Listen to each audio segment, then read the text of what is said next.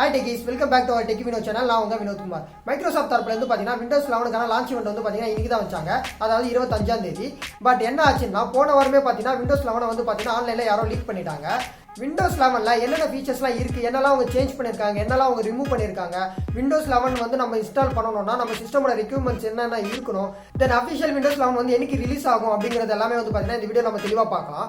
அதுக்கு முன்னாடி நீங்க இந்த வீடியோ ஃபர்ஸ்ட் டைம் பாக்குறீங்கன்னா மறக்காம என்னோட சேனலுக்கு சப்ஸ்கிரைப் பண்ணி பெல் பட்டனை பிரஸ் பண்ணுங்க. பெல் பட்டனை பிரஸ் பண்ணிட்டு ஆளுங்கிறத செலக்ட் பண்ணிக்கோங்க. அப்பதான் அடுத்து போற வீடியோக்கு நோட்டிஃபிகேஷன் வரும். வாங்க வீடியோக்குள்ள போலாம்.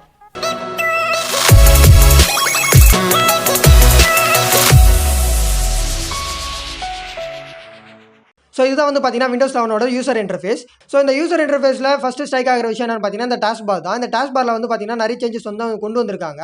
இந்த டாஸ்க் பாரில் இருக்கிற ஐகான்ஸ் எல்லாமே வந்து பார்த்தீங்கன்னா அவங்க சேஞ்ச் பண்ணியிருக்காங்க. இதில் முக்கியமான விஷயம் என்னென்னு பார்த்தீங்கன்னா இந்த ஸ்டார்ட் வந்து பார்த்தீங்கன்னா எப்பவுமே லெஃப்ட் கார்னரில் தான் இருக்கும் விண்டோஸை பொறுத்த வரைக்கும். இப்போ வந்து பார்த்தீங்கன்னா சென்டருக்கு கொண்டு வந்திருக்காங்க. ஸோ சென்டருக்கு கொண்டு வந்ததும் இல்லாமல் அந்த விண்டோஸோட லோகோவையுமே வந்து பார்த்தீங்கன்னா சேஞ்ச் பண்ணியிருக்காங்க. அந்த ஸ்டார்ட் மெனுவை நம்ம கிளிக் பண்ணும்போது என்ன ஆகுதுன்னு பார்த்தீங்கன்னா ஸ்டார்ட் மெனு வந்து பார்த்தீங்கன்னா இப்படி தான் ஓப்பன் ஆகுது, சென்டராக வந்து ஓப்பன் ஆகுது.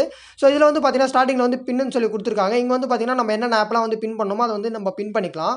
அதுக்கப்புறம் இங்கே கீழே வந்து பார்த்தீங்கன்னா ரெக்கமெண்டட்னு சொல்லி கொடுத்துருக்காங்க. இது வந்து பார்த்தீங்கன்னா நீங்கள் எதெல்லாம் வந்து ஃப்ரீக்வெண்ட்டாக ஓப்பன் பண்ணுறீங்க அப்படின்றத வந்து அவங்க கெஸ் பண்ணி அதை வந்து நம்மளுக்கு வந்து ஃபஸ்ட்டு ப்ரிஃபரன்ஸாக வந்து கொடுக்குறாங்க. இதில் ஆல் ஆப்ஸ்லாம் எங்கே இருக்குன்னு பார்த்தீங்கன்னா மேலே இந்த கார்னரில் இங்கே இருக்க பாருங்கள். ஸோ இதை வந்து கிளிக் பண்ணும்போது பார்த்தீங்கன்னா நம்ம சிஸ்டமில் என்னென்ன ஆப்ஸ்லாம் வச்சிருக்கோமோ அது எல்லாமே இங்கே கிடைக்கும். தென் அதுக்கப்புறம் கீழே வந்து பார்த்தீங்கன்னா லெஃப்ட் கார்னரில் பார்த்தீங்கன்னா உங்களுடைய அக்கௌண்ட் செட்டிங்ஸ் எல்லாமே கொடுத்துருக்காங்க. அதே மாதிரி ரைட் கார்னரில் பார்த்தீங்கன்னா உங்களுக்கு ஷட் டவுனு, ரீஸ்டார்ட்டு, ஸ்லீப் என்ற ஆப்ஷன் எல்லாமே அவங்க கொடுத்துருக்காங்க. இது வந்து பார்த்தீங்கன்னா ஸ்டார்ட் மெனுவில் இருக்கிற சேஞ்சஸ், ஓகேங்களா. தென் அதுக்கப்புறம் பார்த்தீங்கன்னா விண்டோஸ் 10ல் வந்து பார்த்தீங்கன்னா சர்ச் வந்து பார்த்தீங்கன்னா ஒரு பார் மாதிரி கொடுத்துருப்பாங்க. அது உங்களுக்கு பிடிக்கலனா சர்ச் ஐக்கானை மட்டும் மாற்றிக்கிறதுக்கான ஆப்ஷன் வந்து கொடுத்துருந்தாங்க. பட் இங்கே விண்டோஸ் 11ல் பார்த்தீங்கன்னா அந்த ஆப்ஷன் எதுவுமே கொடுக்கல. உங்களுக்கு டேரெக்டாகவே வந்து பார்த்தீங்கன்னா ஐக்கானை தான் கொடுத்துருக்காங்க. ஜஸ்ட் நீங்கள் அதை கிளிக் பண்ணிவிட்டு ஏதாச்சும் நீங்கள் சர்ச் பண்ணிங்கன்னா உங்களுக்கு வந்து அது கிடைக்கும்.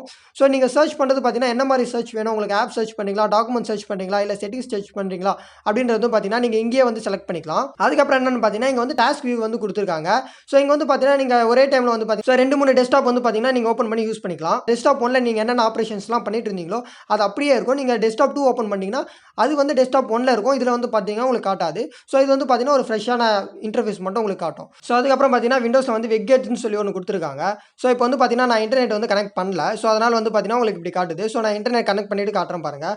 ஸோ இங்கேயும் பார்த்தீங்கன்னா எல்லாத்தோட லோகோவை வந்து பார்த்தீங்கன்னா சேஞ்ச் பண்ணியிருக்காங்க. ஸோ இப்போ நான் இன்டர்நெட் கனெக்ட் பண்ணுறேன் பாருங்கள். ஸோ இன்டர்நெட் கனெக்ட் பண்ணும்போதும் பார்த்தீங்கன்னா அந்த சர்ச்சிங்லாம் வந்து பார்த்தீங்கன்னா கொஞ்சம் டிஃப்ரெண்ட்டாக இருக்குது. ஃபஸ்ட் இருந்த மாதிரி இல்லாமல் இப்போ நிறைய அனிமேஷன்ஸ் கொடுத்துருக்காங்க. இங்கே பட்டன்ஸுமே பார்த்தீங்கன்னா ஷார்ப் எட்ஜஸ் இல்லாமல் வந்து பார்த்தீங்கன்னா கர்வ்டு எட்ஜஸாக வந்து கொடுத்துருக்காங்க. இப்போ நான் இன்டர்நெட் கனெக்ட் பண்ணுறேன் பாருங்கள்.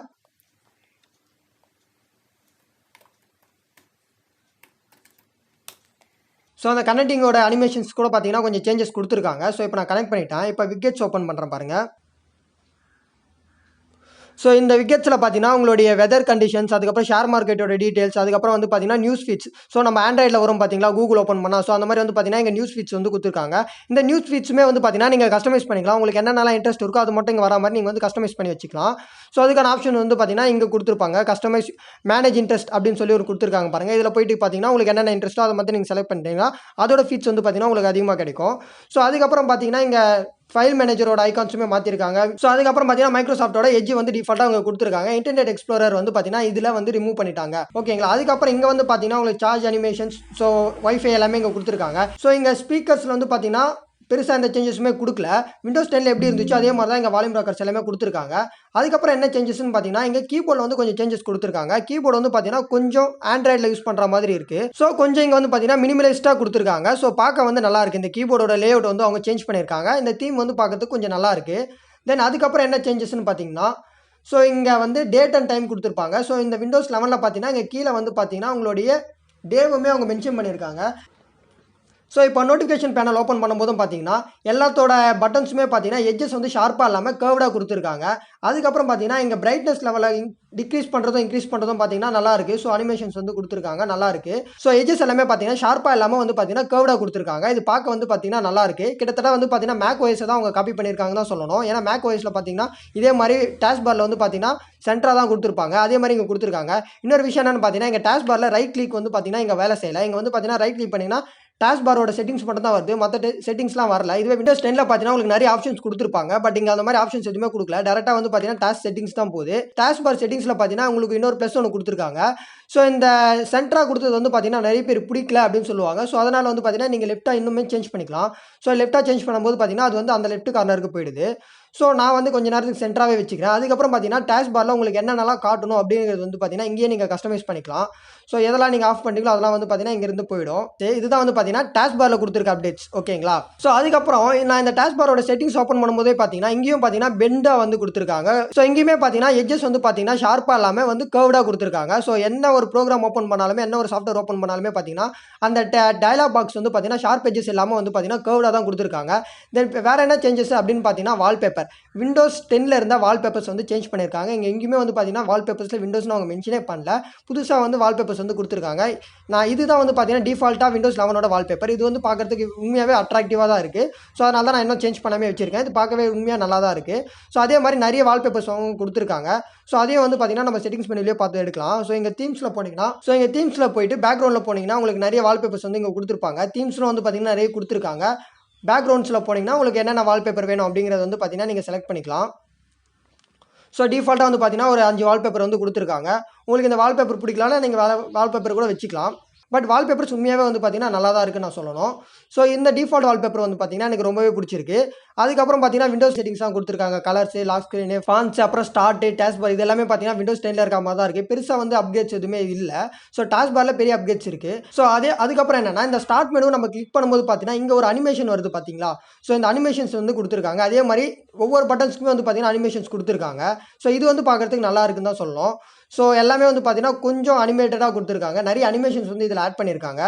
ஸோ அதுக்கப்புறம் என்னென்னு பார்த்தீங்கன்னா ஃபைல் மேனேஜர். ஸோ இங்கே வந்து பார்த்தீங்கன்னா உங்களுக்கு நிறைய ஐகான்ஸ் வந்து சேஞ்ச் பண்ணியிருக்காங்க.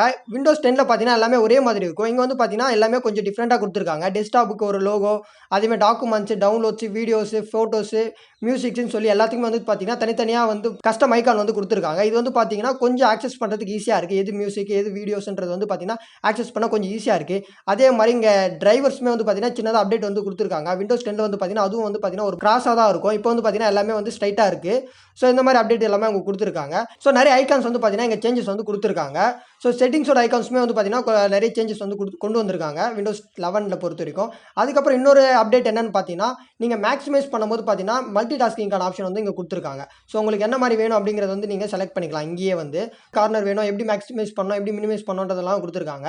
ஸோ இது வந்து பார்க்க உண்மையாகவே நல்லா தான் இருக்குது. ஸோ அதுக்கப்புறம் இதுவே வந்து க்ளோஸ் பண்ணுறதுக்கு ஓப்பன் பண்ணுறதுக்கு அனிமேஷன்ஸ் கொடுத்துருக்காங்க. இதுவும் நிறைய அனிமேஷன்ஸ் ஆட் பண்ணியிருக்காங்க. உண்மையாகவே இது பார்க்க நல்லா இருக்குது. ஸோ அதுக்கப்புறம் வேறு என்ன சேஞ்சஸ் அப்படின்னு பார்த்தீங்கன்னா நீங்கள் டாஸ்க் பாரில் என்ன ஒரு ஆப் ஓப்பன் பண்ணாலுமே சரி அங்கே வந்து பார்த்தீங்கன்னா சின்னதாக கீழே ஒரு லைன் மாதிரி கொடுத்துருக்காங்க. நீங்கள் அது வந்து ஆப் வந்து ஓப்பனில் இருக்குது அப்படிங்கிறது வந்து நம்மளுக்கு இன்டிமேட் பண்ணுது. ஸோ அந்த ஆப்பை நீங்கள் ஓப்பன் பண்ணும்போது பார்த்தீங்கன்னா அந்த லைனுமே வந்து பார்த்தீங்கன்னா மேக்ஸிமைஸ் ஆகுது.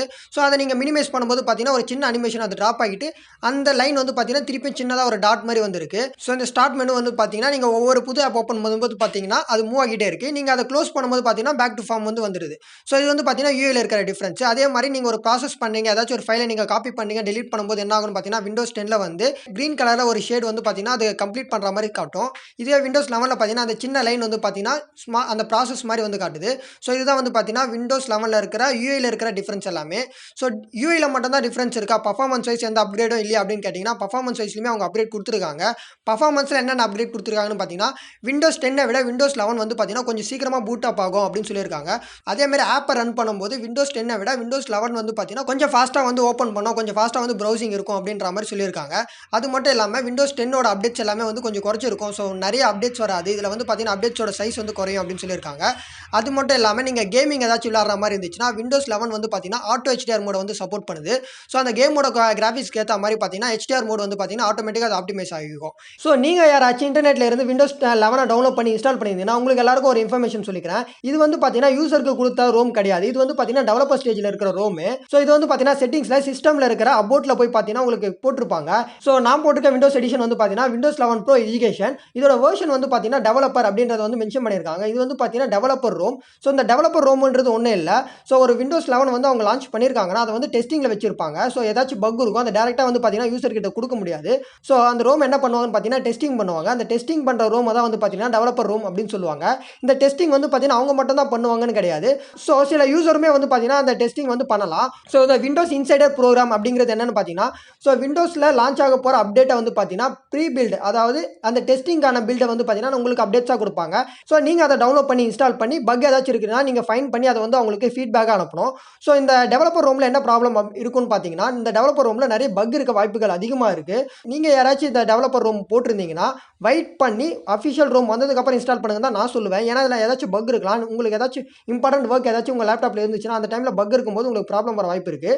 ஸோ நீங்கள் அஃபிஷியல் ரோம் வந்ததுக்கப்புறம் இன்ஸ்டால் பண்ணுங்கள். ஸோ அதுக்கப்புறம் விண்டோஸ் 11 இன்ஸ்டால் பண்ணுறதுக்கான சிஸ்டம் ரெக்யூர்மெண்ட்ஸ் என்னன்னு பார்த்தீங்கன்னா, ப்ராசர் வந்து பார்த்தீங்கன்னா 64 பிட்டில் மினிமம் 1 GHz வந்து இருக்கணும். அதே மாதிரி ரேம் ஸ்டோரேஜ் வந்து பார்த்தீங்கன்னா மினிமம் 4 GB ரேம் இருக்கணும் அப்படின்னு சொல்லியிருக்காங்க. பழைய கவர்மெண்ட் லேப்டாப்பில் பார்த்தீங்கன்னா இதை வந்து இன்ஸ்டால் பண்ண முடியாது. பழைய கவர்மெண்ட் லேப்டாப்ஸ்லாம் பார்த்தீங்கன்னா 2 GB ரேம் தான் இருக்கும். அதே மாதிரி ஸ்டோரேஜ் பார்த்தீங்கன்னா 64 GB இருக்கணும். அதுக்கப்புறம் பழைய பயாஸில் வந்து பார்த்தீங்கன்னா இந்த விண்டோஸ் 11 வந்து இன்ஸ்டால் பண்ண முடியாது. லேட்டஸ்ட்டாக வந்த UEFIயில் மட்டும்தான் இது இன்ஸ்டால் பண்ண முடியும். கிராஃபிக்ஸ் கார்டு வந்து பார்த்தீங்கன்னா மினிமம் DirectX 12 வந்து சப்போர்ட் பண்ணணும். விண்டோஸ் 11 இன்ஸ்டால் பண்ணணும். உங்களுடைய டிஸ்பிளே வந்து பார்த்தீங்கன்னா மினிமம் 720p ரெசல்யூஷன் வந்து சப்போர்ட் பண்ணணும். இதுதான் வந்து பார்த்தீங்கன்னா விண்டோஸ் 11 இன்ஸ்டால் பண்ணுறதுக்கான மினிமம் ரெக்யூர்மெண்ட்ஸ். ஸோ அதுக்கப்புறம் விண்டோஸ் 11 வந்து எப்போ ரிலீஸ் ஆகும் அப்படின்னு கேட்டிங்கன்னா, விண்டோஸ் 11 வந்து எப்போ ரிலீஸ் ஆகுன்றது வந்து அவங்க எக்ஸாக்டாக சொல்லலை. விண்டோஸ் 11 வந்து பார்த்தீங்கன்னா கொஞ்சம் கொஞ்சமாக இந்த இயர்க்குள்ளே நாங்கள் ரோல் அவுட் பண்ணிடுவோம் அப்படின்னு தான் அவங்க கிளைம் பண்ணியிருக்காங்க. ஸோ வெயிட் பண்ணுங்கள். அஃபிஷியல் ரூம் வந்ததுக்கப்புறம் நானே அதை எப்படி டவுன்லோட் பண்ணணும், எப்படி இன்ஸ்டால் பண்ணுறத வீடியோ வந்து கிளியராக போடுறேன். இது எல்லாமே வந்து பார்த்தீங்கன்னா லீக்டு ஓஎஸ்ல இருக்கிற அப்டேட்ஸ் தான். ஸோ இது வந்து பார்த்தீங்கன்னா விண்டோஸோட டெவலப்பர் ஓஎஸ் அப்படிங்கிறதுனால ஸோ இதில் இருக்கிற ஃபீச்சர்ஸ் எல்லாமே வந்து பார்த்தீங்கன்னா அஃபிஷியல்லையும் இருக்கும் அப்படின்னு சொல்ல முடியாது. அதே மாதிரி இதில் இருக்கிற ஃபீச்சர்ஸ் மட்டும் தான் அஃபிஷியலில் இருக்கணும்னு சொல்ல முடியாது. இதில் இருக்கிற ஃபீச்சர்ஸ் விட எக்ஸ்ட்ரா ஃபீச்சர்ஸுமே வரலாம். இதில் இருக்கிற ஃபீச்சர்ஸ் 2-3 வந்து பார்த்தீங்கன்னா பக் இருக்கிறதுனால கட் பண்ணுறதுக்கான வாய்ப்பு இருக்குது. ஸோ எதுவாக இருந்தாலுமே நம்ம அஃபிஷியல் ஓஎஸ் வந்ததுக்கப்புறம் அதில் என்னென்ன ஃபீச்சர்ஸ் இருக்குது அப்படிங்கிறது வந்து நம்ம கிளியராக பார்க்கலாம். ஸோ இவ்வளோ தான் இந்த வீடியோ உங்களுக்கு பிடிச்சிருந்துச்சுன்னா மறக்காமல் லைக் பண்ணுங்கள், உங்கள் ஃப்ரெண்ட்ஸ் அண்ட் ஃபேமிலிஸ்க்கு ஷேர் பண்ணுங்கள். இதே மாதிரி இன்ட்ரெஸ்டிங்கான விஷயம் நீங்கள் தெரிஞ்சுக்கணும்னா மறக்காமல் என்னோட சேனலுக்கு சப்ஸ்கிரைப் பண்ணி பெல் பட்டனை ப்ரெஸ் பண்ணுங்கள். பெல் பட்டனை ப்ரெஸ் பண்ணிவிட்டு ஆளுங்கிறத செலக்ட் பண்ணிக்கோங்க. அப்போ தான் நான் அடுத்த போகிற வீடியோக்கு நோட்டிஃபிகேஷன் வரும்.